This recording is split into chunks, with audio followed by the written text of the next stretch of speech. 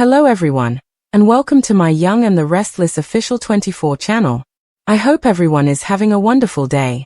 Before we begin, please hit the subscribe button and give this video a thumbs up.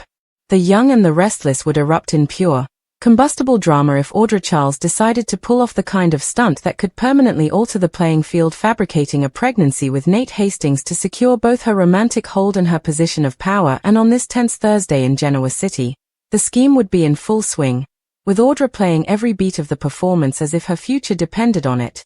She'd accidentally let the news slip to a carefully chosen listener at Society, ensuring it would ripple through the right social channels before reaching Nate himself. But the core of her plan would involve a perfectly timed scene at Crimson Lights, where she'd look pale, clutch her stomach, and confess to a stunned Nate that she's late and took a test that confirmed the pregnancy, spinning a story about wanting to wait until she was certain before telling him, all while manufacturing the exact blend of vulnerability and joy to hook him emotionally. Nate, blindsided and torn between his lingering feelings for Victoria Newman and his unresolved guilt over past mistakes, would freeze, unsure whether this revelation is a miracle, a burden, or a trap. But before he can process fully, Audra would sweeten the hook by suggesting that this baby could be the start of something stable between them, a partnership that blends love, ambition, and family. What Audra doesn't realize is that Claire Grace Newman, whose loyalty to Nate has grown quietly over the past months, has already suspected something off about Audra's timing and motives. After all, Claire has seen enough of Genoa City's chessboard to know when a move is purely strategic, and the suddenness of this pregnancy after a period of friction between Nate and Audra screams manipulation. Claire's instincts kick into investigative mode, and she begins retracing Audra's steps, discreetly checking with local pharmacies, quietly asking questions among her own contacts, and even managing to swipe a glimpse at Audra's discarded positive test in the trash, which she quickly realizes could have been tampered with or staged entirely. The deeper Claire digs, the more she uncovers inconsistencies in Audra's narrative: missed appointments with the OB she claims to have visited, casual slip-ups in her supposed timeline, and even an overheard phone conversation in which Audra warns someone to keep quiet until I tell you it's done. Claire, recognizing the damage this lie could do not only to Nate but to his career and personal integrity, decides that the truth must come out. But she also understands that simply confronting Audra would be a waste, as the master manipulator could spin her way out of almost any one-on-one accusation. Instead, Claire plans an exposure that will leave Audra with no escape, waiting for the perfect moment when the most eyes are on her. That moment arrives during a gathering at Newman Media, where Audra, basking in the subtle glow of her expecting mother status, is fielding congratulations from employees and dropping hints about maternity fashion lines she might champion, all while Nate stands at her side looking quietly conflicted. Claire, feigning casual curiosity, starts asking Audra polite but pointed questions in front of the assembled group.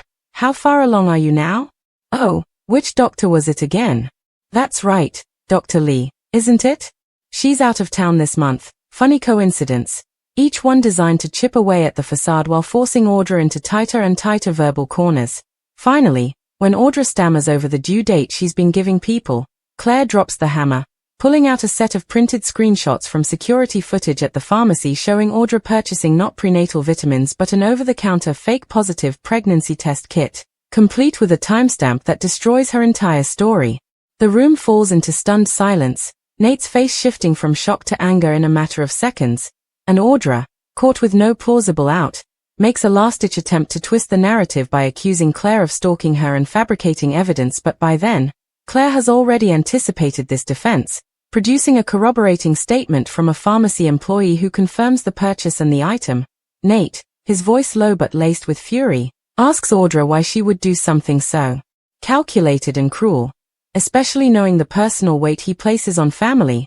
And while Audra tries to claim it was out of love and fear of losing him, the words ring hollow, the calculated gleam in her eyes giving away the truth. Claire, unwilling to let Audra wriggle free in the court of public opinion, calmly states that the only person Audra was trying to protect was herself from losing her grip on power and from being exposed as the kind of person who sees relationships not as bonds, but as leverage. The fallout is immediate and brutal. Newman Media's board begins quietly discussing Audra's replacement. Nate walks away without looking back, and the social whisper network that once worked in her favor now tears into her reputation. branding her as manipulative and untrustworthy. Audra, standing in the wreckage of her own making, can only watch as Claire walks out of the room with the knowledge that she not only protected Nate from a toxic entanglement but also reaffirmed her own place as a woman who will not let deception run unchecked in Genoa City, though Claire also knows that exposing Audra publicly will paint a target on her back. And in a town where grudges fester and alliances shift like sand, today's victory could very well be the spark that ignites tomorrow's war. In the aftermath of the public implosion at Newman Media, the air in Genoa City seemed charged with a peculiar stillness, the kind that often precedes a dangerous storm. And while Claire Grace Newman might have walked out of that boardroom with her head held high, feeling the righteous satisfaction of having stripped Audra Charles of her most manipulative play to date, she would quickly learn that some opponents don't retreat when cornered, they strike back harder. For Nate Hastings, the days immediately following the exposure were a haze of conflicting emotions: betrayal, relief, anger, and an undercurrent of self-reproach for not having seen through Audra's performance sooner. And though he thanked Claire privately for protecting him, the gratitude was tempered by the bitter taste of having been made a pawn in someone's power game. Nate's professional focus wavered, with colleagues noting his uncharacteristic hesitation in meetings, and Victoria Newman, ever attuned to shifts in his demeanor, pressed him for details until he reluctantly recounted the ordeal, earning a rare flicker of sympathy from the usually guarded CEO. Victoria's reaction was pragmatic. She warned Nate that in Genoa City, public humiliation rarely ends quietly, and urged him to brace for Audra's inevitable counterplay, a warning that would prove prophetic sooner than either of them expected. For Audra, the hours after Claire's takedown were spent behind locked doors, alternating between simmering rage and icy calculation, and while the initial blow had knocked her from the polished pedestal she'd built at Newman Media, she wasn't the type to wallow. If anything, the embarrassment crystallized her resolve to make both Claire and Nate pay for the damage, not with impulsive lashing out, but with the kind of slow, precision strikes that would erode their positions piece by piece. Her first move was to reframe the narrative in select social and business circles, telling anyone who would listen that the so-called exposure was the result of a personal vendetta from Claire, who had grown unhealthily obsessed with Nate and wanted Audra out of the way, planting just enough ambiguity to make her audience wonder if there was more to the story than what they'd witnessed. She followed this with an orchestrated leak of an old, selectively edited clip from a private Newman Media event where Claire had been sharply critical of Nate's past relationship decisions, a video that, without context, painted her as controlling and jealous, while Claire quickly recognized the smear tactic. She also understood that once gossip takes root in Genoa City, it's almost impossible to eradicate completely, and she began to feel the subtle shift in how people approached her: fewer open smiles, more cautious tones, as if they were waiting to see if she was the kind of woman who might engineer a takedown for personal gain. Nate, caught between the conflicting versions of events, stood by Claire publicly but privately wrestled with the uncomfortable truth that Audra's insinuations, however false, were beginning to shape how others perceived them, both threatening to tarnish Claire's credibility just as much as Audra's had been. Meanwhile, Audra made her second and far more dangerous move, leveraging her connections outside Newman Media to quietly undermine Claire's work on a high-profile Newman Enterprises project, arranging for key documents to go missing, and for certain deadlines to be pushed back just enough to make it appear as though Claire was disorganized or incompetent. The sabotage was executed with surgical precision, always leaving enough plausible deniability that Claire couldn't prove Audra's hand in it, and the mounting frustrations from upper management began to create a thin but persistent crack in Victoria's trust. Realizing she was under attack from an unseen angle, Claire turned again to her investigative instincts, mapping out everyone who had access to her work and quickly noticing that several of the new consultants brought onto the project had ties to a boutique PR firm, one that Audra had used extensively in the past. This connection, while circumstantial, gave Claire the thread she needed to pull, and she began quietly gathering evidence, not to confront Audra this time, but to prepare a countermove so airtight that even Genoa City's most skilled spin artist couldn't wriggle free. Nate, increasingly drawn into Claire's orbit as the tension mounted, offered to help by leveraging his own contacts in the medical and legal fields, reasoning that if they could uncover not just the fake pregnancy but also the mechanisms Audra used to sustain the lie, they might be able to build a case that would effectively shut her out of corporate circles for good. But every time they made progress, Audra seemed to anticipate their moves, A reality that became chillingly clear when Claire discovered her private messages to Nate discussing strategy had been forwarded to an unknown third party, a sign that either her phone or her Newman account had been compromised. The idea that Audra could be reading her communications in real time was enough to make Claire take the unprecedented step of involving an outside cybersecurity expert, one who confirmed that a sophisticated spyware program had been installed on her devices, likely through a shared public Wi-Fi connection at Society, a place Claire knew Audra frequented. The confirmation hardened Claire's resolve, but it also forced her to confront a dangerous truth. She was no longer dealing with a simple interpersonal feud, but with a rival willing to weaponize personal privacy, professional reputation, and even legal vulnerabilities to win. By the end of the week, the tension between the three players, Claire, Nate, and Audra, had transformed from a personal betrayal into a high-stakes war for credibility and influence, the kind of battle that could reshape alliances far beyond their own triangle. And as Claire stood in her apartment late one night, staring at the evidence she'd collected, she couldn't help but feel that the next move she made might determine not just who won this war, but whether her own name survived it intact in the ruthless, memory-sharp world of Genoa City. By the following Monday, the battle lines between Claire Grace Newman and Audra Charles were so sharply drawn that even those who tried to remain neutral in Genoa City could feel the tension. Every encounter, whether in the sleek glass halls of Newman Enterprises or the more casual social hubs like Society, carried an undercurrent of calculation, as if both women were constantly measuring each other's next move. Claire, still rattled by the discovery of spyware on her devices, had tightened her circle, sharing information only face-to-face and in secure spaces, but she knew that playing purely on the defensive would give Audra time to re-establish her footing.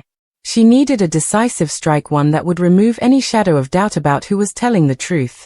That opportunity came sooner than expected when her cybersecurity contact traced the spyware's installation to a device registered under an alias that matched a burner phone Audra had once used for an unrelated PR deal. The evidence was damning enough for Claire to prepare a presentation for Victoria Newman, complete with timelines, screenshots, and witness statements from employees who had unknowingly facilitated the sabotage. But the risk was clear: if she went to Victoria and failed to convince her completely, Audra could spin it as yet another obsessive smear campaign and Claire's credibility would take the hit.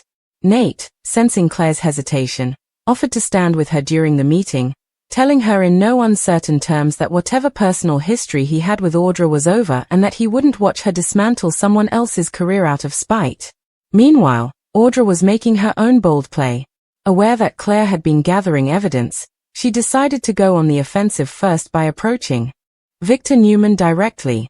In a move both audacious and dangerous, she framed herself as a victim of Claire's unhealthy fixation on Nate, claiming that Claire had been manipulating projects and people to push Audra out of Newman Media entirely. Her hope was to plant just enough doubt in Victor's mind that, when Claire eventually came forward, her claims would already be tainted by suspicion. But Victor's reaction was more reserved than Audra anticipated. He listened without interrupting, his expression unreadable, then simply told her he would look into it, which left Audra wondering whether she had swayed him or only made him curious about what she was hiding. The collision came that Wednesday morning in Victoria's office. Claire and Nate arrived together, a united front, carrying the meticulously organized folder of evidence. Before they could begin, Victoria dropped a surprise. She had already heard Audra's side. Rather than retreat, Claire leaned into the confrontation, calmly laying out each point. The spyware installation traced back to the burner phone, the manipulated project timelines, and the staged pregnancy kit purchase at the pharmacy. Nate backed her up, explaining how the false pregnancy had not only been an emotional manipulation but had also positioned him as a co-conspirator in Audra's grab for influence. Victoria listened in silence, flipping through the documentation with that cool, assessing look she was known for. When she finally spoke, her words were deliberate. Audra has been valuable to Newman Media, but deception on this scale, I can't ignore it. Audra was summoned moments later, clearly expecting to find a flustered Claire on the ropes. Instead, she walked into a room where every pair of eyes, Victoria's sharp, Nate's cold, Claire's steady, was locked on her. The confrontation was brutal in its precision. Victoria asked direct questions, each backed by the evidence Claire had presented, and Audra, realizing denial would make her look even guiltier, shifted into damage control mode, admitting to poor judgment but insisting it was all in the name of protecting her role in a competitive environment. The explanation fell flat. By the end of the meeting, Victoria had suspended her from Newman Media pending a full review, and the unspoken message was clear: Audra's days in that building were numbered. But if Claire thought the suspension would end the fight, she underestimated Audra's resilience. That night, Audra was seen meeting with an unfamiliar man in a corner booth at the Empty Glass, a bar far from the usual Newman haunts. Eyewitnesses later described the conversation as intense and heated, with Audra sliding a small envelope across the table before leaving through the back exit. Claire didn't know it yet, but the war had shifted into a more dangerous phase. Audra was done playing in the corporate arena. Now, she was looking for leverage in places where rules didn't apply, and that meant the next move wouldn't just threaten reputations, it could threaten lives. By Thursday morning, Claire had barely slept. The tension in her chest hadn't eased since that meeting in Victoria's office, and while she had technically won the first battle, she knew Audra wasn't the type to accept defeat. Still, she was determined to maintain control of the narrative. She arrived at Newman Enterprises early, deliberately bypassing her own office to check in with security about the possibility of restricting Audra's building access during her suspension. The guard on duty, a gruff, long-time employee named Harold, leaned in and quietly told Claire that Audra had indeed tried to enter late the night before, only to be turned away. That knowledge gave Claire a brief sense of relief, until Harold added that she had been speaking on her phone furiously as she left, muttering about getting proof Claire wouldn't recover from. At the same time, Nate was juggling his own unease. As much as he wanted to focus on supporting Claire, he couldn't ignore the ripple effects this feud was having across Newman Media and Newman Enterprises. Clients were growing wary, whispers were circulating among staff, and Victor himself had called Nate late the previous night with a blunt warning: keep this contained. That call left Nate on edge, because when Victor Newman got involved, there was no telling how far he'd go to contain a problem. The next confrontation between Claire and Audra happened not in a boardroom, but in the middle of society's dining area during lunch hour. Claire had been meeting with Kyle Abbott about a crossover Newman-Jabbo PR initiative when Audra swept in, her usual air of effortless poise replaced with something harder, sharper. Without asking, she sat at their table, ignoring Kyle's raised brows, and set down her phone. "You think you've won?" she said in a low, almost conversational tone. "You haven't even seen what I'm capable of yet." Claire didn't flinch, though she could feel Kyle stiffen beside her. "If that's a threat, I suggest you be careful who hears it," she replied evenly. Audra's lips curled into a small smile, but her eyes were icy. "It's not a threat. It's a promise. You're in over your head, Claire. And when I'm finished, you'll wish you'd never crossed me." With that, she stood and walked away, leaving a wake of murmurs from nearby tables. Kyle immediately urged Claire to get Newman's security involved, but Claire shook her head. "Not yet. I need to know exactly what she's planning. If she's this confident, it means she already has something lined up." What Claire didn't know, and wouldn't until it was almost too late, was that the man Audra had met at the Empty Glass wasn't just a shady contact. He was someone with a personal grudge against Nate, and Audra had just offered him the perfect way to settle it. That night, the unease followed Claire home. She double-checked the locks on her apartment and glanced out the window more than once, scanning the dimly lit street for any sign of Audra's plan. Her phone buzzed, an unknown number. Against her better judgment, she answered. "Enjoying your little victory lap?" The voice was male, low, with a faint accent she couldn't place. "You and Nate should be careful. People get hurt when they make enemies in this town." Before she could respond, the line went dead. Meanwhile, across town, Nate was leaving the Newman Tower after a long strategy meeting with Nick. He noticed a black SUV idling across the street, its headlights off despite the hour. The moment he stepped onto the sidewalk, the engine rumbled to life and the vehicle slowly rolled forward. Nate's instincts told him not to ignore it. He slipped into a side alley, cutting through to another street before hailing a cab. By the time he reached his condo, his phone lit up with a text from Claire. "We need to talk. Now." At Society, Audra was at the bar, her fingers wrapped around a glass of red wine, the dim lighting casting her expression in shadow. The man she'd met before approached, sliding onto the stool beside her. "He saw me," the man murmured. Audra's eyes narrowed. Good. Let him know he's being watched. That's the point. She leaned closer, her voice dropping to a conspiratorial whisper. But don't touch him. Not yet. First, we make them crack. Then, we finish it. A slow smile spread across his face. You're more dangerous than you look, Miss Charles. That's the idea, Audra replied, her gaze never wavering.